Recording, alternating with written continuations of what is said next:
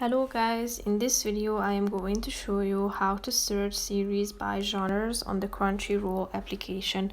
But first I just want to mention, don't forget to subscribe to my channel because at 10,000 subscribers I am going to show you my whole YouTube revenue statistics and growth strategy, how to make money online. So let's jump into it. First of all, open the application on your phone. Tap on the browse option down below, which is the third option. And after that, as you can see at the top of the screen, there's two categories, genres and all. So if you want to search or browse series by genres, you should select from these options. As you can see, there's a vast variety of genres that you can choose from, ranging from action to thriller.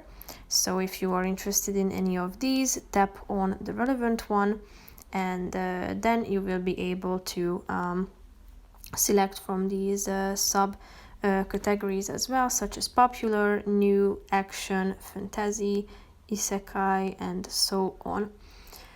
So that's pretty much it for this video, guys. I hope you found this video helpful. If you did, consider subscribing and see you in the next video. Bye bye.